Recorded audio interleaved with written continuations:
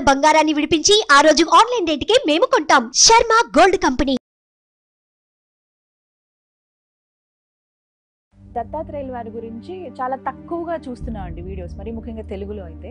అందులోనూ అసలు చాలా శక్తివంతమైన ఆలయాలు ఉన్నప్పటికీ మనకి కొన్ని తెలియలేదు. ఆయన పర్మిషన్ లేకపోతే ఆయన గురించి మాట్లాడే అర్హత కూడా స్వామి ఇవ్వరు. మీకు కలిగినటువంటి నిదర్శనం? మా భక్తులు ఒకరు వీడియో తీయడానికి ప్రయత్నించారు. వెనక్కి తిరిగి చూడకుండా తీయకూడదు అని చెప్పి ఇలా పొమ్మన్నారు. వెంటనే ఆయన మాయమైపోయారు. ప్రతి ఒక్కరి జీవితంలో గురువు చాలా ముఖ్యం. అలాంటి గురువు ఆయన అందరికీ గురువే దత్తాత్రేయులు. ముందుగా వారి గురించి, వారి విశిష్టత మీ మాటల్లో చెప్పాలంటే ఒక రోజు సరిపోదు.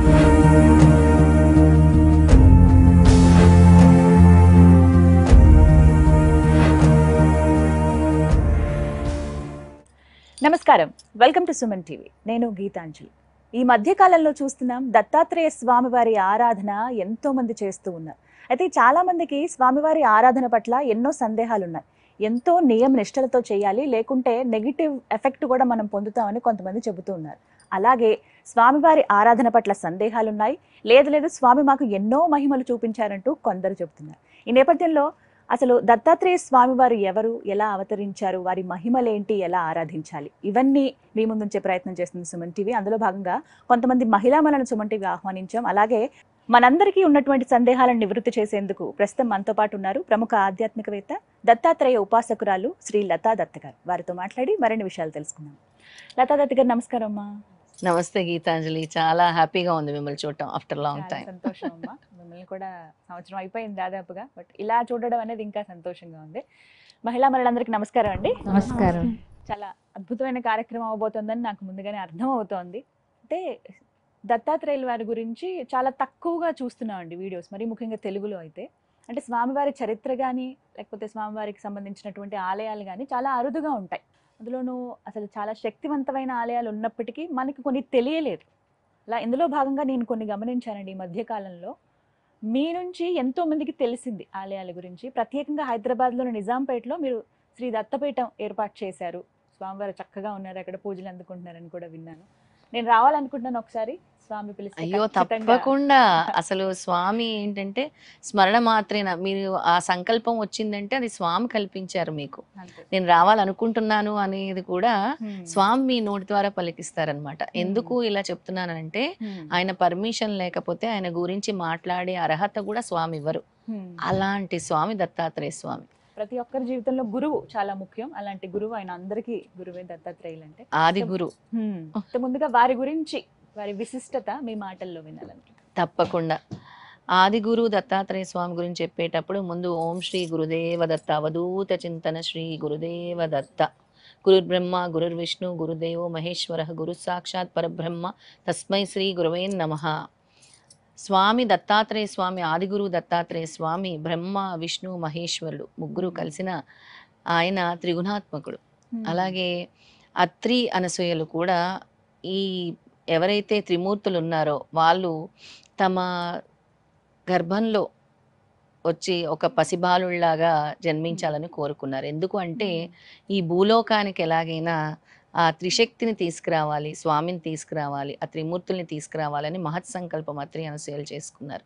ఎందుకంటే ఈ సమస్త మానవాళికి, భూలోకానికి కూడా అంతటి శక్తివంతులైన స్వామి అవసరము అని ప్రార్థించి వీళ్ళెంతో పెనాన్స్టీస్ అంటే ఎంతో సాధన చేసి, ధ్యానం చేసి, తపస్సు ఎన్నో సంవత్సరాలు ఏంటి అసలు అహర్నిశలు ఇంకా మహత్ సంకల్పంతో తపస్సు చేస్తే వచ్చినటువంటి సంతానం దత్తాత్రేయ స్వామి.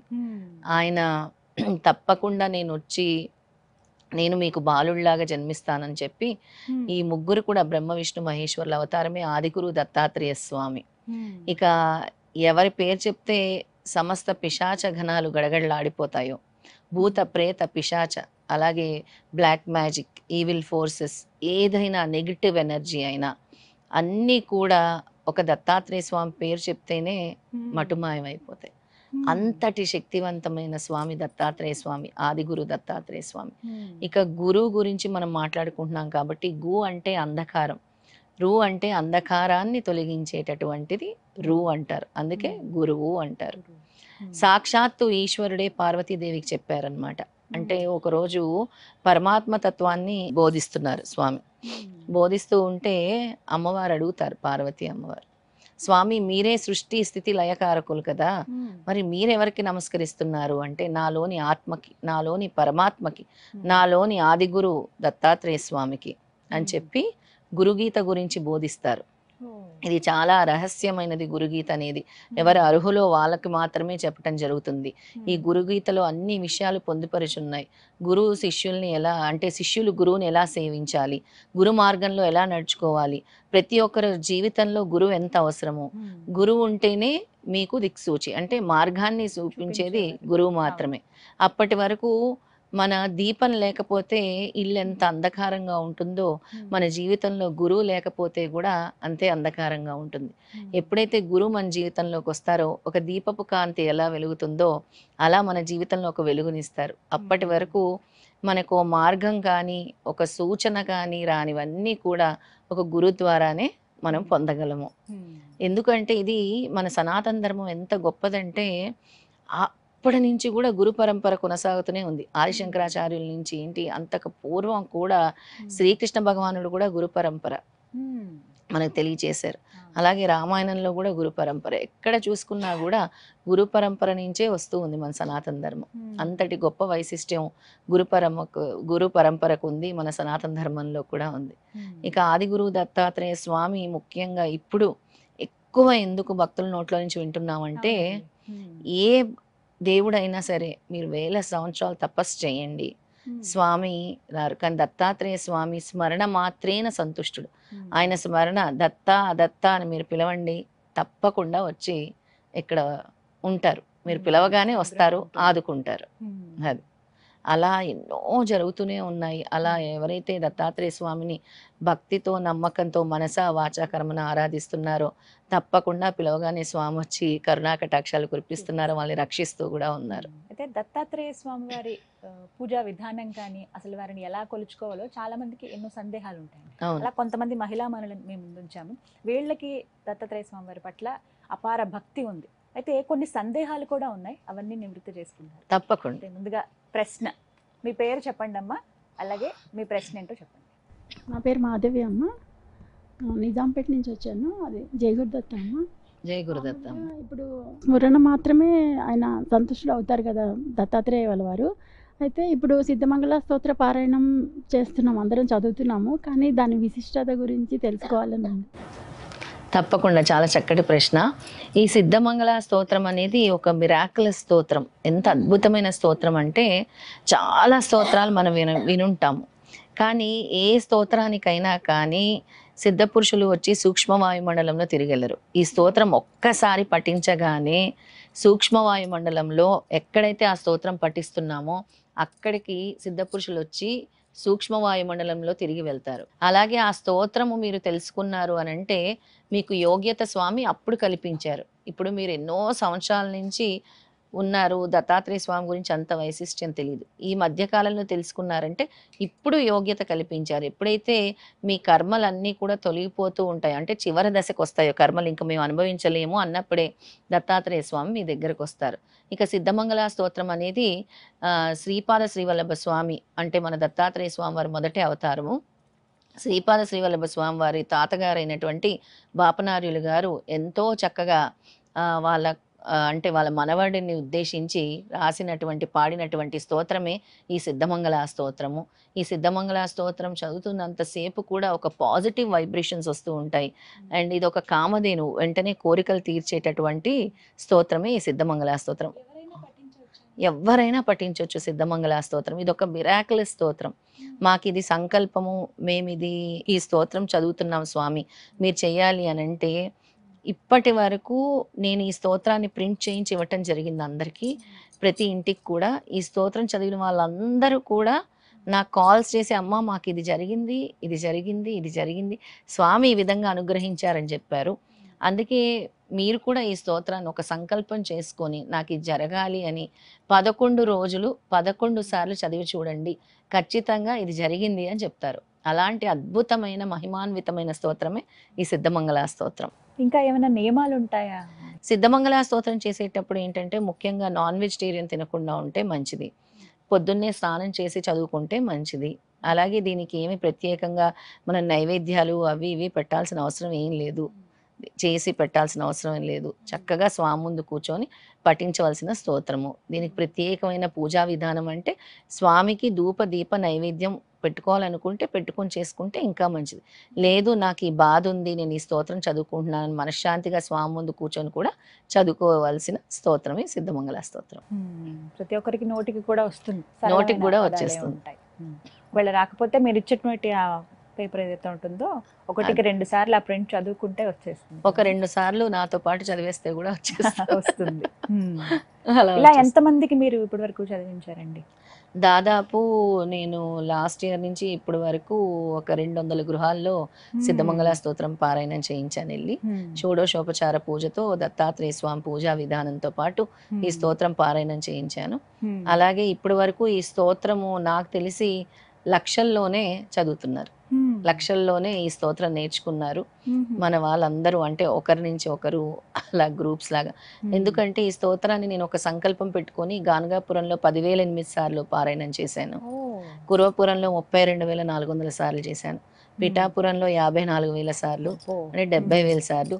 ఇప్పుడు మళ్ళీ శ్రావణ మాసంలో 108,000 సార్లు సంకల్పం ఉంది. సిద్ధమంగళ స్తోత్రం చాలా పెద్ద సంకల్పం. స్వామి అనుగ్రహం కృప ఉంటే ఖచ్చితంగా అది ఎంత పెద్దదైనా అది నెరవేరిపోతుంది. అంతే, అదంతా నడిపించేది ఆయన. అంతే. చక్కగా వివరించారండి. మరోవైపు ఇక్కడ ఉన్నటువంటి మహిళలు ఏంటంటే వాళ్ళకి స్వామి ఎన్నో నిదర్శనాలు చూపించారటండి. అదే అవి మనతో పంచుకునేందుకు సిద్ధంగా ఉన్నారు. ముందుగా మీ పేరు చెప్పండి అమ్మా, ఎక్కడి నుంచి వచ్చారు? జై గురుదత్తమ్మ. నా పేరు రేణుక, నిజాంపేట నుంచి వచ్చాను. అమ్మ చెప్పినట్టే నిజంగా దత్తాత్రేయ స్వామి స్మరణ మాత్రేణ సంతుష్టుడు. లతమ్మ చెప్పారు అఖండం స్టార్ట్ చేద్దాం అనుకుంటున్నాం రేణు అనగానే ఫస్ట్ మా ఇంట్లోనే స్టార్ట్ చేద్దాం అమ్మ అన్నాను. అలాగే స్టార్ట్ చేశాము. స్వామి ఇంకా ఆ రోజు నుంచి ఇంకా మా ఇల్లు ఒక దేవాలయం లాగా మారిపోయింది. అసలు ఎక్కడెక్కడి నుంచి వాళ్ళు రావడం, అందరూ అఖండ సప్తాహ సామూహిక పారాయణం ప్రతిరోజు ఒక ఫుల్ వైబ్రేషన్స్. 4 పూటల హారతి ఇవ్వడము, మధ్యాహ్న హారతి, అసలు అందరూ ఒక పండగలాగా. అసలు ఒకరికొకరు ఎవరం తెలియదు, ఎక్కడెక్కడి నుంచో చూసి వచ్చి మా ఇంట్లో పారాయణం చేసుకొని ఆ 1 week. So first second day లైట్గా హస్తం వచ్చింది, జస్ట్ ఒక 3 లైన్స్ వచ్చాయి లైట్గా. ఏ నైట్లో వచ్చిందో తెలియదు మనకి. నెక్స్ట్ డే మార్నింగ్ చూసాం ఏంటి ఇక్కడ ఏమంటే అనుకున్నాం, లేదు మనం ఏమన్నా తెలియక అక్కడ హ్యాండ్ పెట్టామేమో అని. లేదు స్వామి అనుకున్నాడు మీకు ఇలా చూపిస్తే అర్థం కాదు కదా అనేసి రోజు 12 o'clock హారతి ఇస్తాము. సో 12 గంటలకు హారతి అయిపోగానే అందరం అలా కూర్చొని లంచ్ అది చేసి కూర్చున్నాము. మా ముందే ఇలా 4 hands హస్తం, జస్ట్ ఇక్కడ వరకు 4 fingers సిద్ధమంగళ స్తోత్రం చదువుతున్నాం కూర్చొని. మా కళ్ళ ముందే వచ్చింది హస్తము.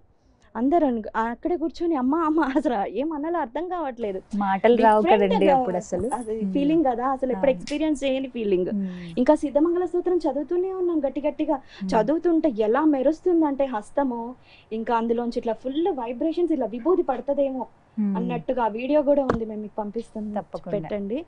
ఫుల్ వైబ్రేషన్స్ తో హస్తం ఒక 10-15 minutes చదువుతూనే ఉన్నాం సిద్ధమంగా. అందరు కళ్ళల్లోంచి నీళ్లు వస్తూనే ఉన్నాయి మాకు అంత స్పష్టంగా. అంటే ఏంటంటే స్వామి మీరు ఎంత చేస్తే అంత నేను మీకు చూపిస్తాను, స్మరణ మాత్రమే సంతుష్టుడు అని చూపించాడు స్వామి. ప్రతి నిమిషము మాకు ఆ 1 week మాత్రం ఒక దేవాలయం లాగా అయిపోయింది ఇల్లు. మేము, మా హస్బెండ్, మా పిల్లలు అందరం. ఎలా అంటే మా పిల్లలు అయితే ఇంకా నైట్ మంచి పాన్పు వేసి, అమ్మ చెప్పారు స్వామికి నైట్ పాన్పు వేసి ఆ స్వామి అక్కడ ఉన్నట్టు పడుకున్నట్టు లాలిపాట పాడాలి అని. అందరం అలాగే చేస్తాం. ఇప్పటికీ మా చిన్నబ్బాయి మమ్మీ మళ్ళీ ఎప్పుడు చేసుకుందాం మమ్మీ, డైలీ మధ్యాహ్నము లంచ్ పెట్టడము స్వామికి, అలా బయటికి వెళ్ళి అమ్మ లతమ్మ చెప్పినట్టుగా మేము అన్ని ఫాలో అయ్యి చేసాము. స్వామి లోపలికి రావచ్చా అనేసి కొట్టడము, రోజు పడుకున్నాక లాలిపాట పాడడం, స్వామికి కాళ్ళు ఒత్తినట్టుగా. అంటే ఎంత మేము సరెండర్ చేసామో స్వామికి ఆయన అన్ని నిదర్శనాలు చూపించారు. ఇప్పటికి ఎవరైనా అనుకున్న వాళ్ళకి కూడా ఇది ఒక అంటే ఎగ్జాంపుల్. స్వామి ఏంటంటే ఎప్పటి నుంచి ఆరాధిస్తున్నారండి? ఒక 7-8 months. ఫస్ట్ అమ్మ త్రూ, నేను అమ్మ ఛానల్ చూసే నేను స్టార్ట్ చేశాను సిద్ధమంగళ స్తోత్రం. సో ఒకసారి మా ఇంట్లో కూడా పెట్టించుకుంటే బాగుండు సిద్ధమంగళ స్తోత్రం అని అలా కంటిన్యూ కాల్స్ మెసేజ్ చేస్తుంటే ఒకరోజు అది కూడా వినాయక చవితి టైంలో, నవరాత్రి టైంలో నాకు కాల్ వచ్చింది అమ్మ నుంచి. అది కూడా 1 miracle. అమ్మ ఈరోజు ఇంకా మీ ఇంట్లో చేస్తాను అని చెప్పారు. ఆ రోజు రావాల్సింది ఉందన్నమాట. ఆ రోజు ఎర్లీ మార్నింగ్ కలలో అలా ఎవరు నడుచుకుంటూ వచ్చేస్తున్నారు మా ఇంట్లోకి. ఎవరు అంటే నేను దత్తుని అని చెప్తున్నారు. నిజంగా అన్నట్టుగానే స్వామి వచ్చి కూర్చున్నారు. నమ్మి చేస్తే మాత్రం తప్పకుండా ఆయన చూపిస్తాడండి. ఈ కలికాలంలో పట్టుకోవాల్సింది మనం గురువునే.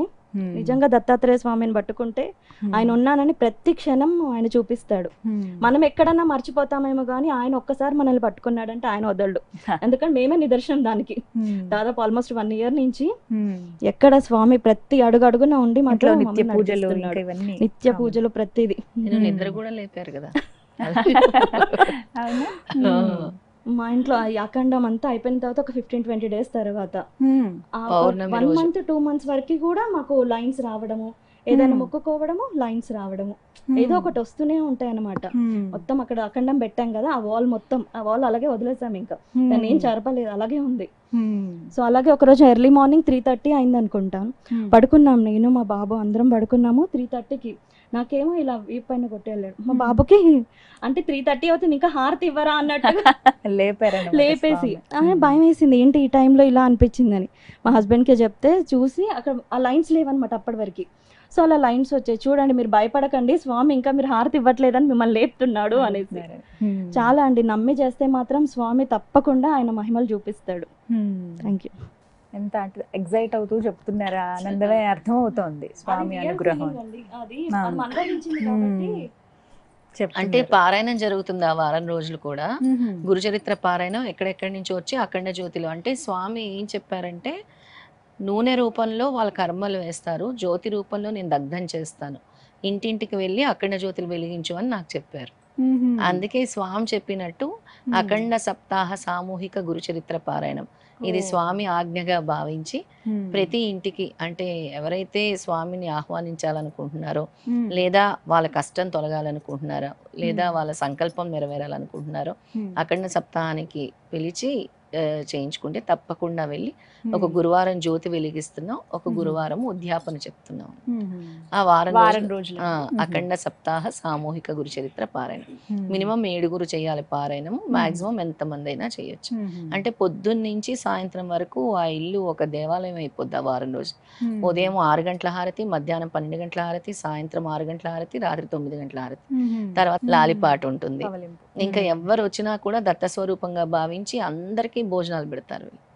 అలా ఉంటుంది వారం రోజు, ఒక దేవాలయం. అదే వారి ఇల్లు అలా అయిందని చెప్పారు. మరొక ప్రశ్న. జయ గురుదత్త అమ్మ, నేను దివ్య దిల్షుల నుండి వచ్చాను. గురుచరిత్ర గురించి విన్నాను, కానీ అది ఎలా చదవాలి, దాని నియమాలు ఏంటి, అలాగే శ్రీపాద శ్రీవల్లభుడి గురించి కూడా కొంచెం చెప్పండి అమ్మ, విశిష్టత అన్నది. తప్పకుండా. చాలా మంది కూడా గురుచరిత్ర అంటే సాయిబాబా చరిత్రేనా అని అనుకుంటున్నారు. కాదు, సాయిబాబా సచ్చరిత్ర వేరు. ఎవరైతే షిరిడి సాయినాథుడు భక్తులు ఉంటారో ఆ సాయి సచ్చరిత్రలో స్వామి చాలా క్లియర్గా చెప్తారు.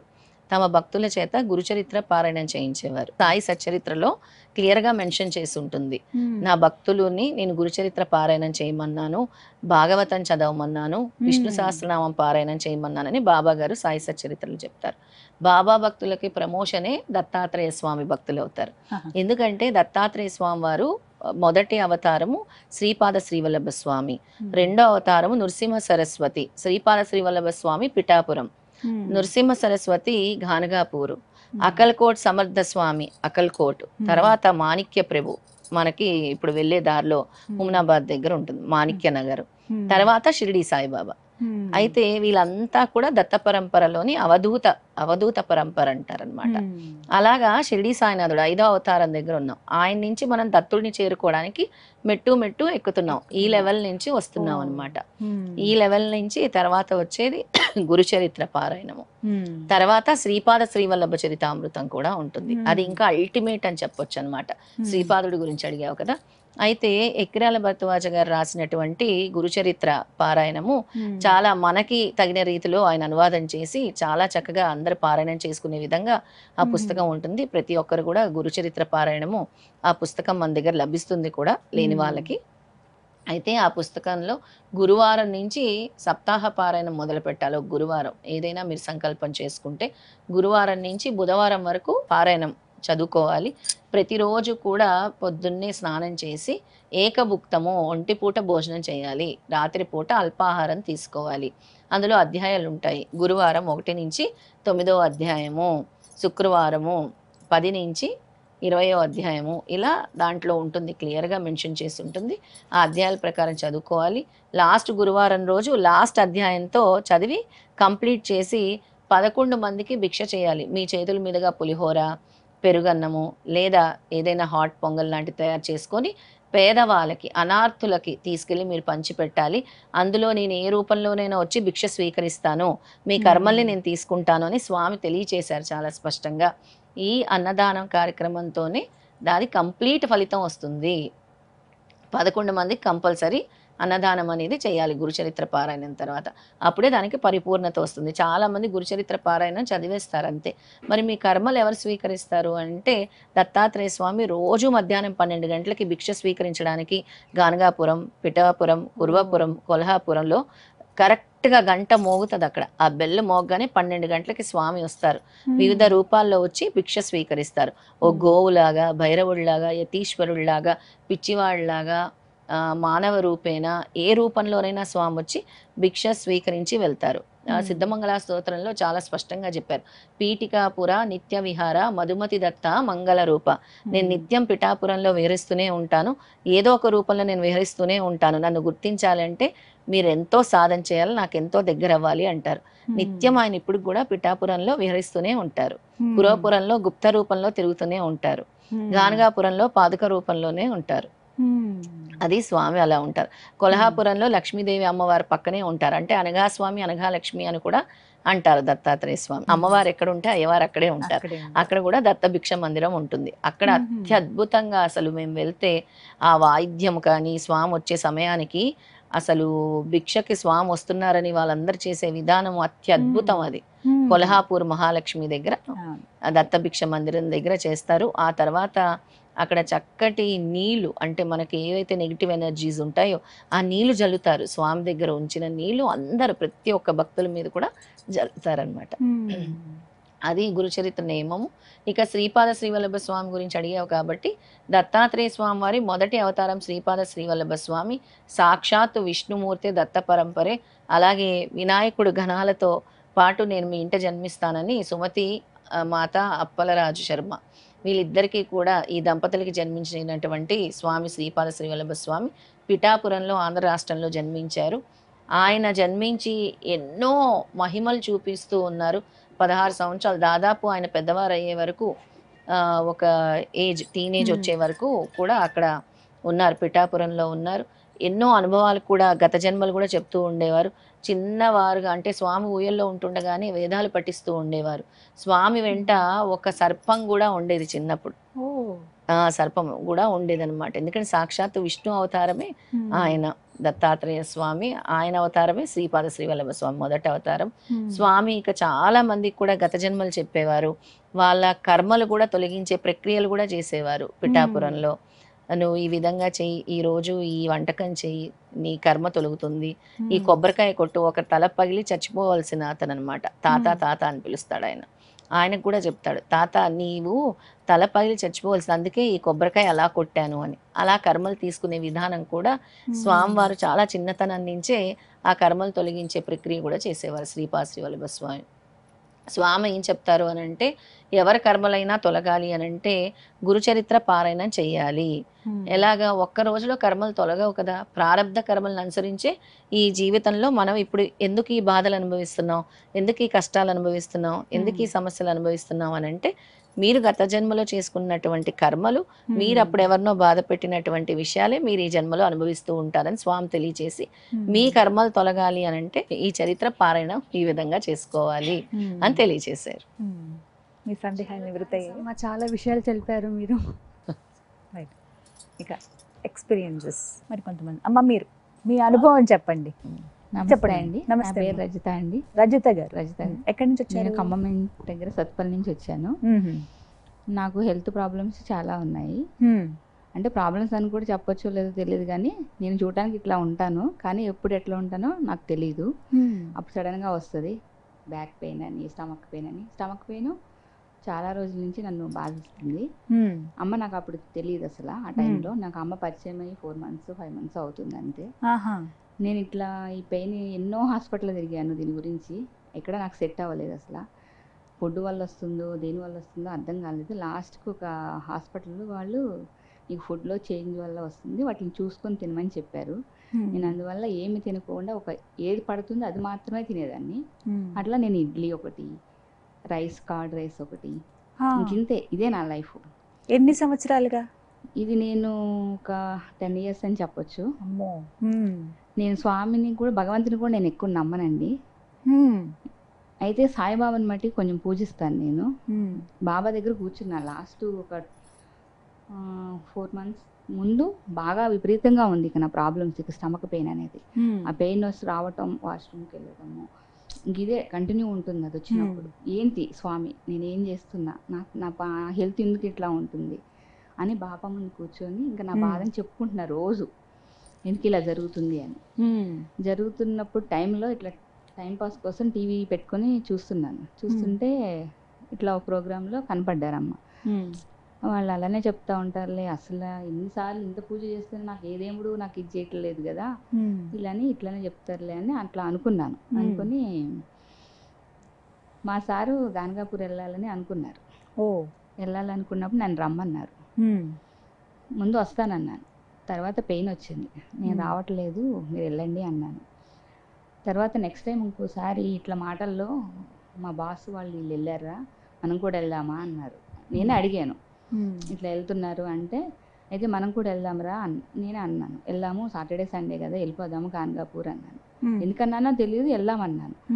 వెళ్ళిపోయామండి. వెళ్ళిపోయిన తర్వాత దర్శనం అదంతా నాకు అక్కడ చెప్పింది ఏం చెప్పారంటే, అక్కడ దర్శనం అంత ఈజీగా అవ్వదు, జనాలు ఫుల్గా ఉంటారు, లైన్లో నిలబడాలి, నీ హెల్త్ బాగోలేదు, నేను వస్తున్నా, స్వామి ఇప్పుడు రప్పించుకుంటున్నాడేమో, నేను వస్తున్నా, ఆయన ఇష్టం, నాకైతే ఓపిక లేదు, లైన్లో నుంచో పెడతాడో తీసుకెళ్ళి దర్శనమే చేపిస్తారు. వెళ్ళానండి, 10 members కంటే ఎక్కువ లేదు దర్శనానికి. దర్శనం ఫ్రీగా చేసుకున్నాను. పొద్దున్నే సాయంత్రం 2 పూట్లా చేసుకున్నాను. సాయంత్రం టైంలో పల్లకీ సేవ టైంలో వెళ్ళినప్పుడు దర్శనం చేసుకొని వచ్చి నేను కూర్చుంటే నాకు విపరీతమైన హెడేక్ వచ్చిందండి. అప్పుడు దాకా నేను బాగానే ఉన్నాను. నా హెడేక్ కూడా అసలు నేను చూడలేదు నా జీవితంలో, అంత తలనొప్పి. నేను ఇంకా నా వల్ల కాదు వెళ్ళిపోదాం అనుకున్న టైంలో అమ్మ తన భక్తులను తీసుకొని అక్కడికి వచ్చారు. నాకు తెలియదు అసలు తీసుకొని వచ్చారనుకున్న విషయం కూడా నాకు తెలియదు. నేను ఇట్లా పట్టుకొని కూర్చొని బాధపడుతూ ఉంటే మా సార్ పక్క నుండి, ఆవిడ లలితా చౌదరి గారు అనుకుంటా, చూడు అన్నారు. ఇక్కడున్న హ్యాండ్ బ్యాగ్ పట్టుకొని అమ్మ కనపడగానే పట్టుకొని పరిగెత్తిపోయాను. అమ్మ ఎందుకు ఆ జనంలో నుంచి బయటకు వచ్చారో కూడా అమ్మకు తెలియదు. ఆ దేవుడు అట్లా తీసుకొచ్చాడు. ఆయన ఎలా లైన్ చేస్తాడంటే, ఇక్కడ చెప్పేది ఏంటంటే, నీలాగా ఇంకొక భక్తురాలు ఉంది అక్కడ, నా శిష్యురాలు ఉంది అక్కడ, నీకు ఆమెకి ఇదే ప్రాబ్లం ఉంది, నీకే కాదు చాలా మందికి ఉంటాయి. అంటే నేను ఒక టైంలో ఏమనుకున్నానంటే, అమ్మ నీకు ఈ లైఫ్ వద్దు, బాధపడద్దు, మీరు ఎంత పెయిన్ అనుభవించారో అర్థం చేసుకోగలం. అమ్మ బయటకు వచ్చారు. ఫోన్ మా ఏదో వచ్చినట్టుంది అమ్మకి. ఫోన్ మా వస్తే వెళ్ళిపోయి నేను కాలం పెట్టాను. అని అమ్మ ఒక్కటే, అసలు నా నొప్పి ఏంటో నా బాధ ఏంటో అమ్మకి తెలియదు అసలు. నేను ఎవరో కూడా అసలు, అమ్మ అదే ఫస్ట్ టైం మేమిద్దరం ఎదురుపడడం కూడా. నా నెత్తి మీద చేయబెట్టి నీ కర్మలన్నీ ఈ రోజు నుంచి పోవాలన్నారు.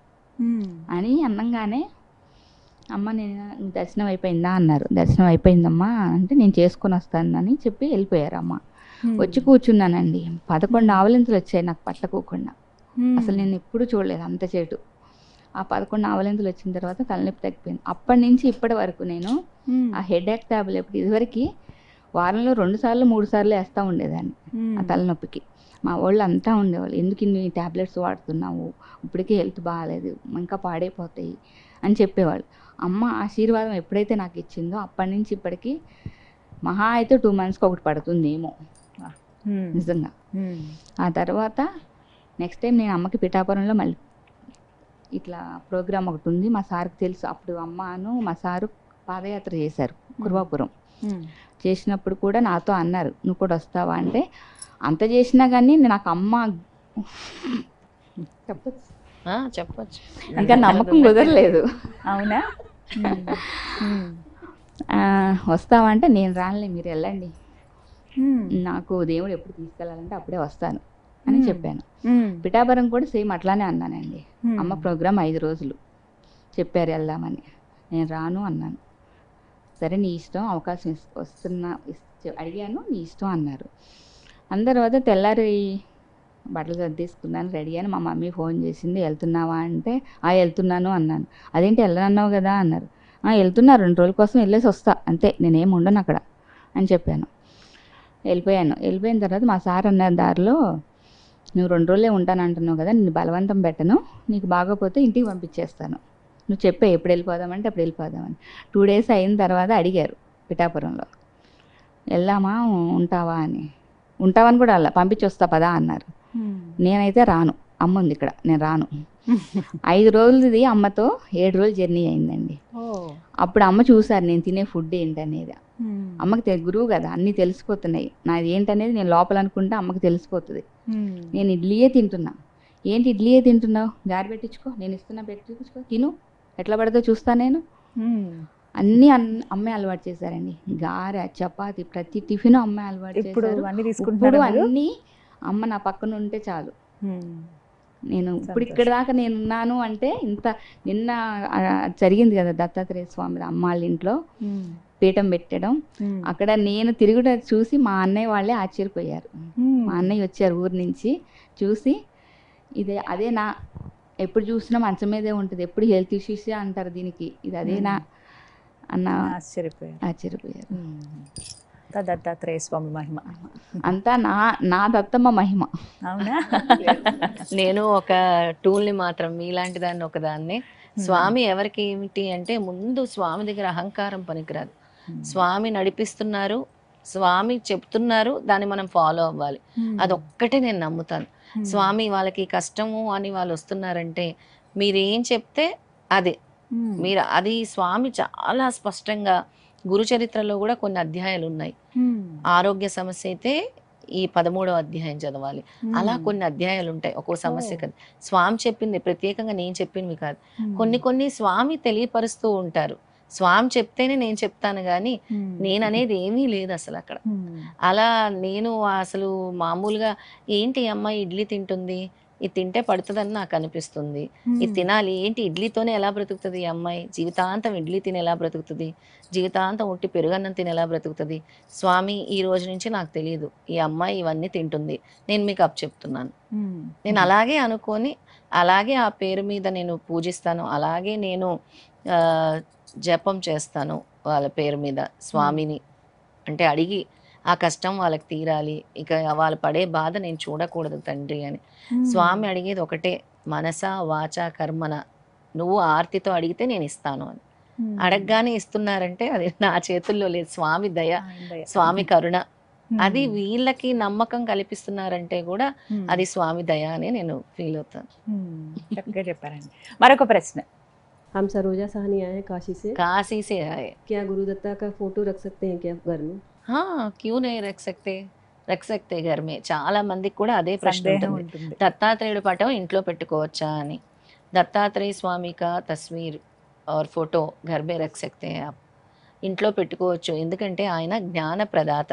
ఆ ఫోటో పెట్టుకొని ఆయన ఫేస్ చూసి కాసేపు ధ్యానిస్తే చాలు. అసలు మీకు అంటే మనకి నాలెడ్జ్, విజ్డమ్ ఇచ్చేది కూడా దత్తాత్రేయ స్వామి, మన కర్మల్ని తొలగించేది కూడా దత్తాత్రేయ స్వామి. పటం ఇంట్లో పెట్టుకోవచ్చు. పెట్టుకోకూడదు అని ఎవరో అంటే కొంతమంది చాలా నిత్యాగరిష్ఠుడు అంటారు కదా, అలా కాకుండా స్వామి అంటే కొన్ని నియమాలు పాటించాల్సి ఉంటుంది ఫోటో పెట్టాలని. లేదు, ఖచ్చితంగా పెట్టుకోవచ్చు.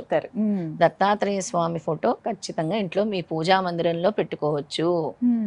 మీ ఇంట్లో ఫోటో పెట్టుకోవచ్చు, పూజ చేసుకోవచ్చు. అన్ని దేవుడి పటాలు ఎలా పెట్టుకుంటున్నారో చక్కగా దత్తాత్రేయ స్వామి ఫోటో కూడా పెట్టుకోవచ్చు. ఆయన జ్ఞాన ప్రదాత.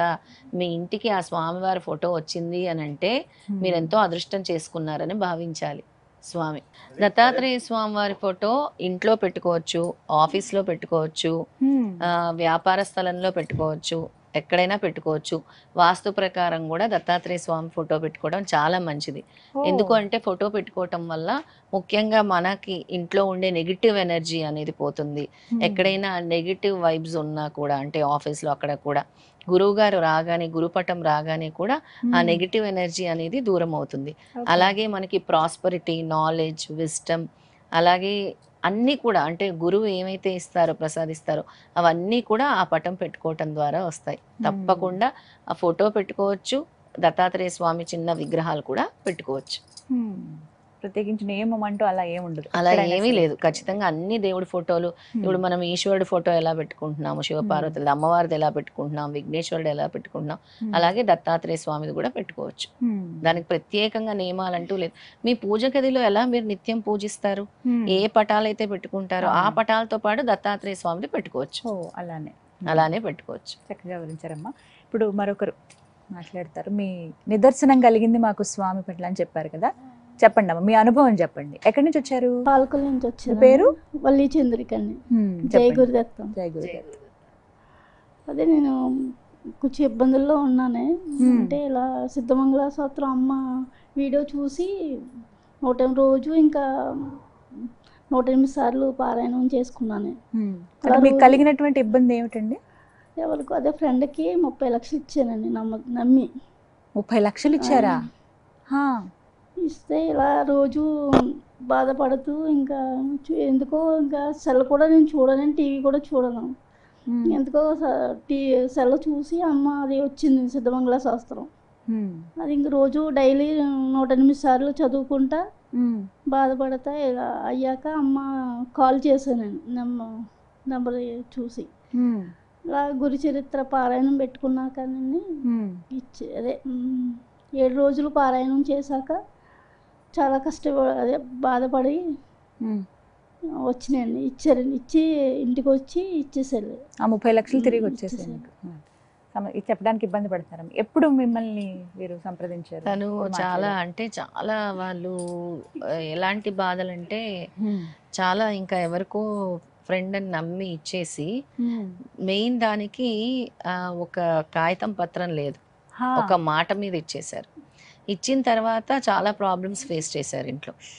తర్వాత డిస్ప్యూట్స్ ఫ్యామిలీలో ఎలా ఉంటాయి హస్బెండ్ అండ్ వైఫ్కి కూడా, దానివల్ల ఇద్దరికి కూడా విభేదాలు వచ్చి వాళ్ళ హస్బెండ్ కూడా కంప్లీట్గా అసలు మనుషుల్ని నమ్మకూడదు ఇంకా అనే స్థాయికి వచ్చేసారు.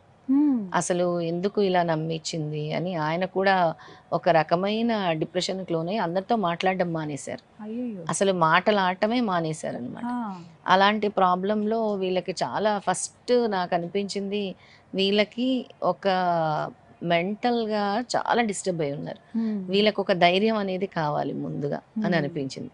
స్వామిని మీరు నమ్మకంతో ఆరాధించండి, తప్పకుండా స్వామి మిమ్మల్ని ఒక దారిలో పెడతారు. మేము సవిత్ర కాటక సైనం యాగం చేసాం పిఠాపురంలో. చేసినప్పుడు అప్పుడు వాళ్ళ హస్బెండ్ అండ్ వైఫ్ వచ్చినప్పుడు వాళ్ళ వారు అసలు ఎవరితోనే మాట్లాడలేదు, నాతో కూడా మాట్లాడలేదు. చెప్పాను కదా ఒక డిప్రెషన్లో ఉన్నారని. అప్పుడు నేను అనుకున్నాను లేదు మార్చాలి స్వామి, ఇలా ఉంటే కష్టం, ఆయన కూడా కొంచెం మారాలి అని కోరుకొని తర్వాత అప్పటికి వాళ్ళ ఇంట్లో అఖండ సప్తాహం చేశాము. చేసి నిత్యం ఇంకా వీళ్ళు మళ్ళీ కూడా ఫైనాన్షియల్గా ఇబ్బందులు ఎలాగా మాకు ఇది తిరిగి రావాలంటే నేను అన్నాను ఓర్పు సహనం శ్రద్ధ సబూరి బాబా చెప్పారు.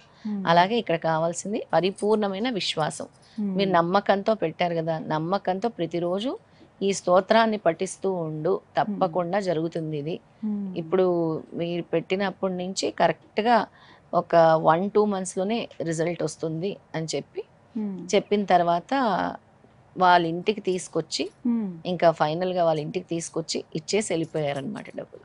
నిజంగా మిరాకిల్ అండి. అసలు వాళ్ళ అమ్మగారు అడిగారు నన్ను, మా అల్లుడు కూడా మారారండి, నేను ఏదైతే కోరుకున్నానో అది చాలా అని. ఇప్పుడు ఆయన కూడా నన్ను దత్తమ్మ అని పిలుస్తారు.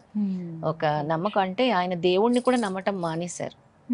ఇంకా అంత జరిగాక దేవుణ్ణి నమ్మటము, అసలు మనుషుల్ని నమ్మకూడదు, ఒక రకమైన విరక్తి అనేది వచ్చేసింది. లేదు, ఒక అతీతమైన శక్తి ఉంది ఈ యూనివర్స్ లో, ఆ శక్తిని మనం పట్టుకోవాలి, ఆ పాజిటివ్ ఎనర్జీని మనం పట్టుకోవాలి. అది గురువు, ఆది గురువు దత్తాత్రేయ స్వామి కరెక్ట్ గా గైడ్ చేస్తారు. మీరు ఈ విధంగా చెయ్యండి, స్వామిని నమ్మండి.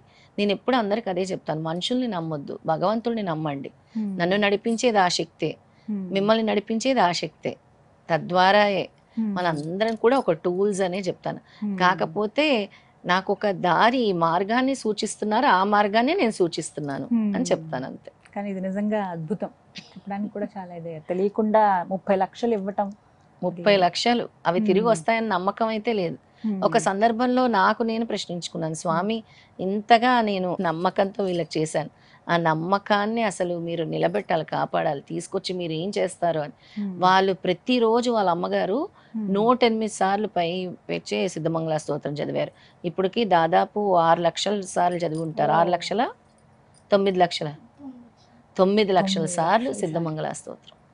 అంటే ఏదైతే చెప్పానో దాన్ని పట్టుకున్నారు అంతే. ఇంకా అంటే ఇది జరుగుతుంది అని అంటే ఊరికే కాదు, వాళ్ళ సాధన కూడా ఉంటుంది అందులో.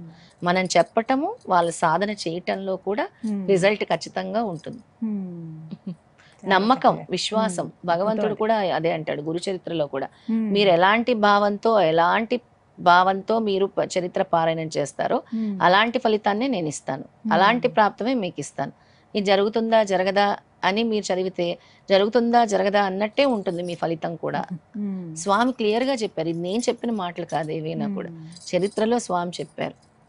13వ శతాబ్దంలోనే స్వామి చెప్పారు. 13th సెంచరీలోనే భూత భవిష్యత్ వర్తమానాలు చెప్పేవారు శ్రీపాద శ్రీవల్లభ స్వామి.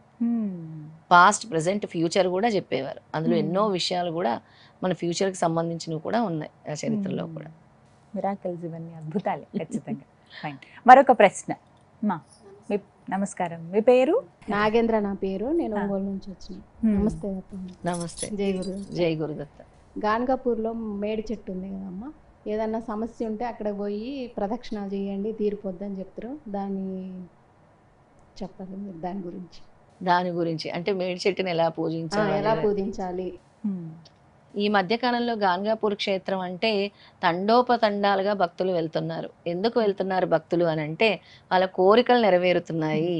స్వామి ఏం చెప్పారు అంటే ఈ వృక్షంలోనే నేను ఉంటాను, దాని ఔదంబర వృక్షం అని కూడా అంటారు. అక్కడ నదీ సంగమం ఉంటుంది, భీమా అమరజ నదీ సంగమం దగ్గర ఔదంబర వృక్షం ఉంటుంది. స్వామి నేను ఇందులోనే ఉంటాను అని చెప్తారనమాట. ప్రతిరోజు అర్ధరాత్రి 2:30 స్వామి అక్కడికి వస్తారు అని ఇప్పుడు కూడా అంటారు. అంటే స్వామి వచ్చినట్టు చాలా స్పష్టంగా కనబడుతుంది. స్వామి వచ్చి నదీ సంగమంలో స్నానం చేసినట్టు కనిపిస్తుంది.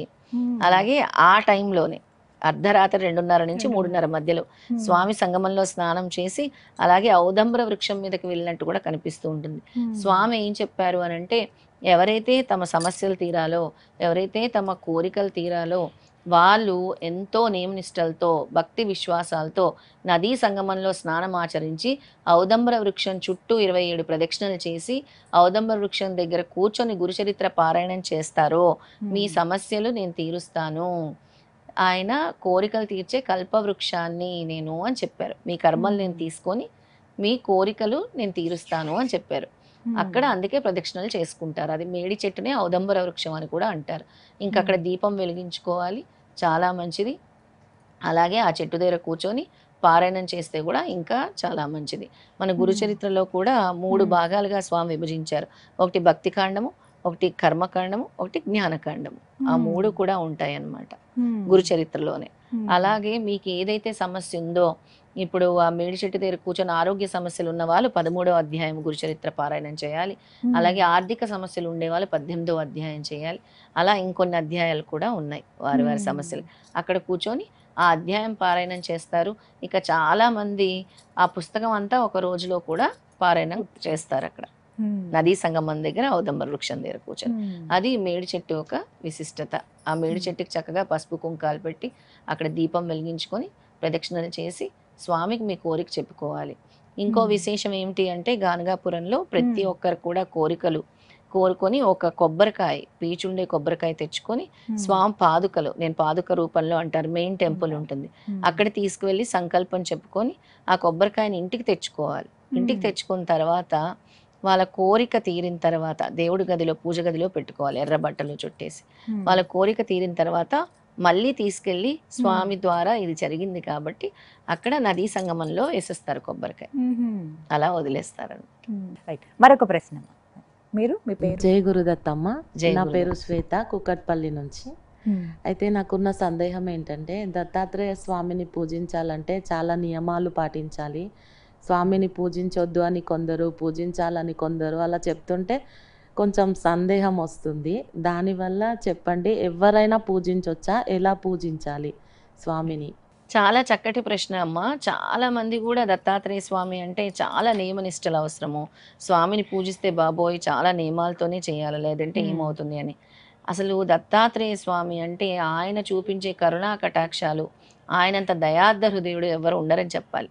స్వామి ఒకటే చెప్తారు, నియమనిష్టలు అని అంటే ఒక డిసిప్లిన్ అనేది ఉండాలి మనం చేసే పూజా విధానంలో. ఎవరికైనా సరే పొద్దున్నే మనం ఉదయాన్నే స్నానం చేసే కదా పూజ చేయాలి, స్నానం చేయకుండా పూజ చేయకూడదు.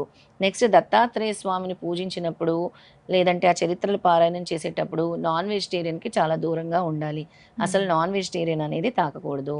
నెక్స్ట్ దత్తాత్రేయ స్వామి పారాయణం చదివేటప్పుడు ఇందాక అడిగింది కదా దివ్య అడిగింది ప్రశ్న. ఆ పారాయణం చేసేటప్పుడు కూడా ఏకభుక్తం అంటారు, నేల మీద పడుకోవాలంటారు.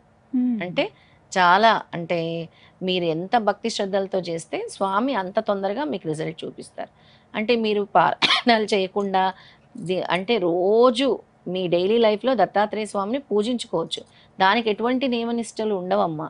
ఒకటే, స్వామిని గురువారం రోజు పూజించాలి ఖచ్చితంగా. ఆ గురువారం రోజు నాన్ వెజిటేరియన్ అనేది తినకూడదు. స్వామిని ఏ రోజైతే మీరు ఆరాధిస్తారో, ఏ రోజైతే మీరు స్వామి స్తోత్రాలు పఠిస్తారో, ఏ రోజైతే స్వామికి చక్కగా అక్కడ కూర్చొని ధూప దీప నైవేద్యాలు పెట్టుకుంటారో ఆ రోజు నాన్ వెజిటేరియన్ తినకుండా ఉండాలి. అది ముఖ్యమైన నియమం. తర్వాత దీనికి ప్రత్యేకమైన నియమాలంటూ ఏముండవు. ఇవే చెప్పాను కదా, ఎంత మనసా వాచ కర్మన ఎంత స్వామిని ఆరాధిస్తే అంత దగ్గర అవుతారు. లేనిపోని అపోహలు కల్పించారు చాలా. అసలు ఎలా అంటే ఏదో జరిగిపోద్ది అన్నట్టు సృష్టించారు. ఇవన్నీ కాదమ్మా. ఒక్కసారి మీరు స్వామిని ఆరాధించడం మొదలు పెట్టండి. ఇప్పుడు ప్రతి గురువారం నుంచి కూడా మీకే తెలుస్తుంది. స్వామి స్మరణ మాత్రేన సంతుష్టుడు, ఎంత కరుణామయుడు, ఎంత దయార్థ హృదయుడు, పిలవగానే పలికే స్వామి దత్తాత్రేయ స్వామి. 1000 సంవత్సరాలు మీరు తపస్సు చేసినా కూడా ప్రత్యక్షమవనటువంటి స్వామి దత్తాత్రేయ స్వామి ఒక్కరే పిలవగానే పలుకుతారు. స్మరణ మాత్రేన సంతుష్టుడు.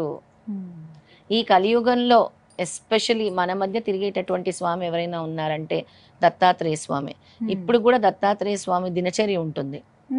ఎలా ఉంటుందంటే దినచర్య దత్తాత్రేయ స్వామిది ప్రతిరోజు కాశీ గంగా నదిలో స్నానం ఆచరిస్తారు, గోకర్ణంలో సంధ్య వారుస్తారు. అలాగే మధ్యాహ్నం 12 గంటలకి పిఠాపురము, కురవపురము, గానగాపురము, కొల్హాపురంలో భిక్ష స్వీకరిస్తారు. తీసుకున్న భిక్ష పాంచాలేశ్వర్లో భుజిస్తారు. పండరీపురంలో తిలకం దిద్దుకుంటారు. అలాగే తుంగభద్రలో నీరు తాగుతారు. సహయాద్రి పర్వతాల్లో ధ్యానిస్తారు. మాహుర్గఢ్లో నిద్రిస్తారు. ఈ క్షేత్రాలు ఎక్కడికి వెళ్ళినా కూడా స్వామి వివిధ రూపాల్లో మనకి కనిపిస్తూనే ఉంటారు. స్వామిని మనం గుర్తించాలి అని అంటే ఎంతో మనం స్వామికి దగ్గరగా అంటే ఆయన సాధన, ఆయన ఉపాసన చేసే వాళ్ళకి తప్పించి స్వామి అంత తొందరగా అంటే వేరే వేరే రూపంలో కనిపిస్తూ ఉంటారు కదా, అదిగో ఆయనే దత్తాత్రేయ స్వామి అని మనం గుర్తించాలి అని అంటే అంత దగ్గర అవ్వాలి మనం స్వామికి. స్వామి మన మధ్యనే తిరుగుతూ ఉంటారు మన కర్మలు తీసుకోవటానికి ఈ కలియుగంలో. ఇంకా ముఖ్యంగా ఏం చెప్పారు అంటే స్వామి ఈ కలియుగంలో అందరికీ కూడా కలి ప్రభావం ఉంటుంది. ప్రతి ఒక్కరింటికి కూడా కలిపురుషుడు వెళ్ళి చూస్తూ ఉంటాడు, ఏ ఇంట్లో తగాద పెట్టాలి, ఏ ఇల్లు పచ్చగా ఉందని. కానీ గురుభక్తులని తాకటానికి వీల్లేదు అని శ్రీపాద శ్రీవల్లభ స్వామి కలిపురుషుడి దగ్గర మాట తీసుకుంటారు. అందుకే ఎక్కడైతే గురుభక్తులు ఉంటారో, ఎక్కడైతే గురు స్తోత్రాలు పఠిస్తారో, ఎక్కడైతే గురువు గురించి సత్సంగం జరుగుతుందో, ఎక్కడైతే గురు ప్రార్థనలు జరుగుతాయో అక్కడికి వెళ్ళటానికి కలిపురుషుడు భయపడతాడు. కరెంటు షాక్ కొట్టినట్టు భయపడి పారిపోతాడు. అలాంటి అన్నిటి నుంచి కూడా కాపాడేది దత్తాత్రేయ స్వామి. ఒక నిజమైన సంఘటన చెప్తాను. మన భక్తులే దత్తాత్రేయ స్వామి భక్తులు చేసుకుంటారు కదా, అందరు వెళ్ళి ఎంఎస్ చదువుతూ జాబ్ చేసుకుంటే ఒక రెస్టారెంట్ లో ఉన్నప్పుడు ఒక నల్ల జాతీయుడు వచ్చి మెడ మీద రివాల్వర్ పెట్టాడు. ఇంకా అయిపోయాను నేను, ఇంక ఈ రోజుతో నా ప్రాణం పోతుంది అనుకొని. వాళ్ళు ఎంత దత్త భక్తులు అంటే శ్రీపాద నన్ను రక్షించు, శ్రీపాద నన్ను రక్షించు, శ్రీపాద నన్ను రక్షించు అని కంటిన్యూ శ్రీపాద శ్రీపాద అని చాంట్ చేస్తూనే ఉంటే రివాల్వర్ పెట్టిన అతను కలితిరిగి పడిపోయాడు. రివాల్వర్ పెట్టిన అతను కలితిరిగి పడిపోయాడు. ఈ అబ్బాయి ఇమీడియట్ గా పోలీసులు డైల్ చేసి అక్కడి నుంచి ఎస్కేప్ అయిపోయాడు. ఇలా వచ్చిందని అసలు ఎంతటి మిరాకిల్ అని చెప్పుకోవచ్చు ఇది. రివాల్వర్ పెట్టి ఇంకా షూట్ చేయడానికి రెడీగా ఉన్న టైం అంటే ఆ అబ్బాయి చాంటింగ్ ఎక్కడో దేశ విదేశాల్లో కాదు, ఎక్కడైనా సరే స్వామి నేను ఉన్నానంటారు. అలాంటిది ఈ సంఘటన జరిగింది. ఇది ఆ అబ్బాయి చక్కగా వచ్చాడు, మొన్న ఈ మధ్య ఇండియా కూడా వచ్చాడు. మళ్ళీ దత్తాత్రేయ స్వామికి చక్కగా పూజించుకొని చాలా అసలు వాళ్ళు బాగా పూజలు చేసుకుంటారు. వాళ్ళకి ఇలాంటి సంఘటనలు జరిగాయి అన్నమాట. ఎన్నో నిదర్శనాలు ఒకటా రెండా అసలు చెప్పాలంటే ఒక రోజు సరిపోదు. మీకు కలిగినటువంటి నిదర్శనం చెప్పండి. నాకు కలిగినటువంటి నిదర్శనాలంటే దత్తాత్రేయ స్వామిని ఏదైనా సరే, ముందు నేను బాబా భక్తురాల్ని, బాబా భక్తురాల నుంచి ప్రమోషనే దత్తాత్రేయ స్వామి భక్తురాలని అయ్యాను. చిన్నప్పటి నుంచి నాకు 8 years ఉన్నప్పటి నుంచి కూడా బాబాతో మాట్లాడుకుంటూ ఉండేదాన్ని, ఏదైనా ఆయనతో ఒక మనిషిలాగా చెప్పుకుంటూ. బాబా గారివి అఖండ జ్యోతులు పెట్టినప్పుడు బాబా గారు స్వయంగా ఇంట్లో తిరిగేవారు, తిరుగుతున్నట్టు కనిపించేవారు, తలుపు కొట్టడం. మా ఇంట్లో స్వయంగా బాబా గారు అందరు చూస్తుండగా సాయి అని రాశారు, సాయి అని. తర్వాత ఎప్పుడైతే నేను దత్తాత్రేయ స్వామి దానికి బాబా గారే పంపిస్తారు, బాబా గారే మెట్టెక్కిస్తారు. అంటే చాలా మంది విశ్వసిస్తారు, బాబాని విశ్వసించరు, అది వేరే ఇది. కానీ ఎవరికి ఉండే నమ్మకం వాళ్ళది, ఎవరికి ఉండే విశ్వాసం వాళ్ళది. ఎందుకు ఇంతమంది కూడా బాబా భక్తులు అయ్యారంటే పిలవగానే పలుకుతారు కాబట్టి. అలాగే దత్తుడే ఆయన, దత్త పరంపర కాబట్టే పిలవగానే పలుకుతారు. అసలు అందరికీ తెలియని విషయం ఏమిటి అని అంటే, అదొక మనం సపరేట్గా చెప్పాలి ఒక ఎపిసోడ్. అసలు బాబా అవతారం ఎవరెత్తారు అనేది తెలియదు. శ్రీపాద శ్రీవల్లభ చరితామృతంలో చాలా స్పష్టంగా ఉంటుంది, హనుమంతుడే బాబా అవతారం ఎత్తుతారు. దీని గురించి మనం మాట్లాడుకోవచ్చు. అసలు అంత క్లియర్గా ఉంటుంది శ్రీపాద శ్రీ వల్లభ చరిత్ర అమృతంలో, చాలా క్లియర్గా ఉంటుంది. అయితే నాకు 1-2 అనుభవాలు కాదు, చాలా అద్భుతమైన అనుభవాలు. నేను దత్తాత్రేయ స్వామి దగ్గరికి గానగాపురం నడుచుకుంటూ వెళ్ళాను 2014 2014లో 7 days. ఎక్కడ పడుకోవాలి, ఎక్కడ ఉండాలి, ఏమి అన్ప్లాన్డ్, అలా అన్ప్లాన్డ్వి స్వామి చూపిస్తూ ఉండేవారు. ఎక్కడికి వెళ్ళినా దత్తక్షేత్రాలు, గుడుల్లో వసతి కల్పించడము. మధ్యలో వెళ్ళిన తర్వాత కొంత జైరాబాద్ దాటిన తర్వాత ఇంకా నా వల్ల కాదు, ఫుల్ ఫీవర్ వచ్చేసింది. ఇంకా స్వామి నాకు ఇది చాలా పెద్ద పరీక్షగా ఉంది, ఇంకా నా వల్ల కాదేమో, నేను వెనక్కి వెళ్ళిపోతానేమో అని అనుకున్నాను. అంటే స్వామి ఎంత గట్టిగా పట్టుకుంటారంటే, ఆయన ఒకసారి మనం పట్టుకుంటే ఆయన మనం వదలరు అంటానికి నిదర్శనం చెప్తున్నాను. నిర్మానుష్యమైన ప్రదేశం గీతాంజలి, అసలు చాలా ఎవ్వరు ఉండరు. అలాంటి ప్రదేశంలో నుంచి ఒక వైట్ వస్త్రం వేసుకొని ఒక ఆయన నడుచుకుంటూ వచ్చేస్తున్నారు. ఇంకా నాకు అసలు ఒళ్ళు కాలిపోతుంది, ఇంకా నా వల్ల కాదు అసలు, ఇది కాలు ఇంతింతలా వాచిపోయి అసలు. ఇంకా ఆయన వచ్చారు, కిధర్ जा रहे हो बिटिया అని అడిగారు. మే గాన్గాపూర్ పైగల్ जा रही हूँ, అభి గర్కో వాపస్ చలే जा रही మే, ఇంటికి వెళ్ళిపోతున్నాను నేను వెనక్కి, నాకు జ్వరం వచ్చింది, నా వల్ల కాదు. నై ఏకీ నామస్మరణ కర్తే చలో అని ఇచ్చారు ఆయన నాకు. ఈ నామస్మరణ నువ్వు చదువుతూ వెళ్ళాలి అని, నువ్వు నీ గమ్యాన్ని చేరిపోతావు, నువ్వు ఇది చదవాలి, నువ్వు వెనక్కి వెళ్ళటానికి లేదు, నువ్వు ముందుకే వెళ్తావు అన్నారు. అదేంటి నేను అలా ఎలా వెళ్తాను, మీరు ఎక్కడ ఉంటారు అన్నాను. ఎక్కడైనా ఉంటా నేను, కేదార్నాథ్ బద్రీనాథ్ ఎక్కడైనా ఉంటా అన్నారు. అని అన్నారు. ఇంకప్పటికి నాకు జ్వరం కదా అని అన్నారు. ఆ నామస్మరణం ఇచ్చారు, అదే పట్టుకొని వెళ్ళమన్నారు. అప్పటికి నేను సిద్ధమంగళ స్తోత్రం చదువుతున్నాను అన్ని సంవత్సరాలు, అప్పటి నుంచి కూడా నేను సిద్ధమంగళ స్తోత్రాన్ని పట్టుకున్నాను. అది పట్టుకుంటూ ఈ నామస్మరణ చేస్తూ వెళ్ళు, నువ్వు దిగంబర దిగంబర శ్రీపాద వల్లభ దిగంబర అనే నామస్మరణ ఆయన అసలు వదలొద్దని చెప్పారు. ఇలా చూసే లోపల ఆయన లేరు. మీకు ఇద్దరు బీర్ అయితే ఓకే బద్రీనాథ్ అన్నారు కదా అని మాట్లాడి చెప్పి ఇలా వెనక్కి తిరిగేసరికి ఆయన లేరు. అసలు ఎంత అద్భుతమైన నిదర్శనం. ఆయన వచ్చి కనబడి వెళ్ళిన తర్వాత మటు మాయం జ్వరం, ఎక్కడి నుంచి నాకు శక్తి వచ్చిందో తెలీదు, అలాంటి శక్తి వచ్చింది. గానగాపురం చేరిపోయాను. అది నా ఫస్ట్ ఎక్స్పీరియన్స్. మళ్ళీ మొన్న డిసెంబర్లో కురవపురం పాదయాత్ర చేశాను. మళ్ళీ స్వామి కనబడ్డారు. ఎలాగా అంటే ఆ రోజు రాత్రి నన్ను నమ్మి ఒక 30 మంది వచ్చారు నడవటానికి. చీకటి పడిపోతుంది. స్వామి ఎక్కడ ఉండాలి మరి అంటే, ప్రతిరోజు ఒక్కొక్క దేవాలయంలో ఉంటాను. ఆ దారిలో ఎక్కువ అసలు లేవన్నమాట. కానీ అక్కడ మన్యంకొండ అని ఒక వెంకటేశ్వర స్వామి గుడి ఉంది. స్వామి నడుచుకుంటూ వచ్చేసారు. వచ్చేసి ఆయన వచ్చి డైరెక్ట్గా మాట్లాడుతున్నారు. ఎక్కడికి వెళ్తున్నారు, మీరు వెళ్ళి అక్కడ కింద ఉండాలి. కింద ఎందుకు ఉండాలి అని అడిగాను నేను. మరి నేను పైన ఉంటాను కదా అన్నారు. నేను పైన ఉంటాను, మీరు కింద. అదేంటి మీరు పైన ఉంటాం ఏంటి, మేము కింద ఎందుకు ఉండాలి అసలు అంటే, పైన మీరు ఎక్కలేరు, మీరు చేస్తున్నది పాదయాత్ర, ఆ కొండ మీరు ఇప్పుడు ఎక్కలేరు, మీ కిందే వస్తే కింద పద్మావతి గుడి ఉంటుంది, అక్కడే మీకు వస్తే అని చెప్పారు. అప్పటికి నాకు స్వామి అని తెలుసు. నా చుట్టుపక్కల ఉన్న ఒక 4-5 నేను స్వామికి ఇవ్వండి, దక్షిణ ఇవ్వండి అని అప్పటికి ఆయన తీసుకుంటానికి కూడా ఇష్టపడట్లేదు అనమాట. ఆయన్ని కూడా నేను అడిగాను, మీరు ఎక్కడ ఉంటారంటే ప్రతి గుడిలో నేనే ఉంటా ఆయన సమాధానం చెప్పారు. ఆయన తర్వాత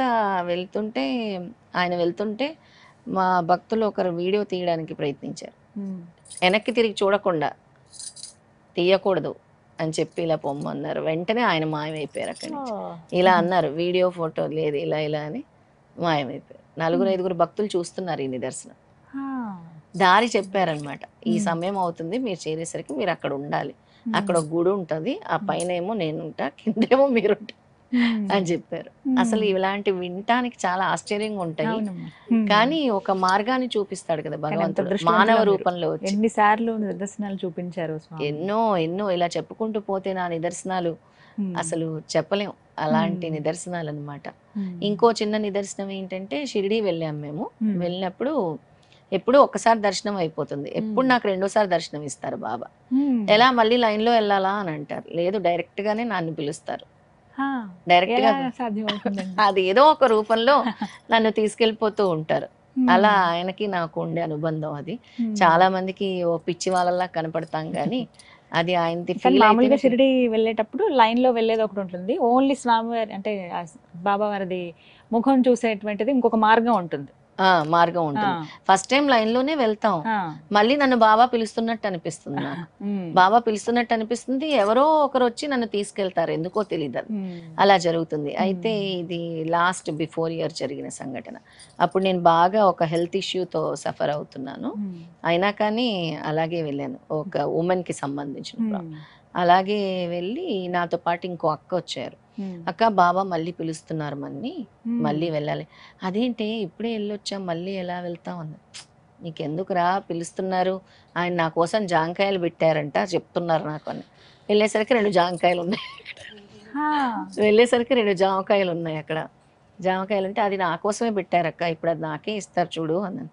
ఇంతమంది ఉంటే నీకు ఇస్తారా జాంకాయ, నువ్వు చూడు పద వెళ్ళి దండం పెట్టుకుందామని దండం పెట్టుకుని వెనక్కి వచ్చాం. అక్కడ ఉండే పూజారి ఉంటారు కదా, ఆయన జామకాయ తీసి అక్కడ ఉండే పోలీస్ అతనికి ఇచ్చారు, ఆయన తీసుకొచ్చి నాకు ఇచ్చారు జామకాయ. ఆ జామకాయ తీసుకొని ఫస్ట్ నేను ఆయనకి జామకాయ తీసుకెళ్ళాను, పెట్టాను, నాకు తిరిగి ఇచ్చేసారు. కానీ మళ్ళీ సెకండ్ టైం పిలిచారు కదా, అప్పుడు మళ్ళీ ఆయన ఇచ్చారు జామకాయలు. ఇంటికి వచ్చి దాన్ని కోసి చూస్తే విభూది వాసన, సుగంధ పరిమళాలు అంటారు కదా, ఒక దాన్ని నేను ఎలా వివరించాలో, ఇంకా సుగంధ పరిమళాలు అనమాట. వెరీ నెక్స్ట్ డే నుంచి నా ప్రాబ్లం సాల్వ్, హెల్త్ ప్రాబ్లం తీసుకున్నా కానీ జాంకాయ తినగా నెక్స్ట్ డే నుంచే అసలు అది స్టాప్. అసలు అప్పటి వరకు చిన్న సిస్ట్ ఉందన్నారు, ఏ సిస్ట్ లేదు, సిస్టే లేదు అసలు. ఇలా అనేకం ఉన్నాయి, చెప్పుకుంటూ పోతే అనేకం సమయం ఇంకా మనం స్టోరీసే చెప్పుకోవాలి. వీటికే ప్రత్యేకంగా ఒక కార్యక్రమం. ఇలా ఎంతో మంది వారి వారి అనుభవాలు చాలా చూపించారు స్వామి. అసలు సాయిబాబా గురించి అడిగితే ఎంతో మంది వచ్చి వాళ్ళ మిరాకిల్స్ చెప్తారు. మీద ఇవాళ సమయాభావం వల్ల మనం ముగించవలసి వస్తుంది, కానీ చాలా అద్భుతంగా వివరించారండి. ఎంతో మందికి తెలియదు దత్తాత్రేయ స్వామి వారిని అసలు ఎలా పూజించాలి, అలాగే మీరు చెప్పినటువంటి ఆ శ్లోకం కానీ మంత్రం కానీ ఎలా పఠించాలి, కొన్ని నిదర్శనాలు చెప్పారు కొంతమంది, అలాగే వారికి ఉన్నటువంటి సందేహాలను కూడా చక్కగా నివృత్తి చేశారమ్మా. అందరికీ ధన్యవాదాలండి. నమస్కారం. నమస్కారం.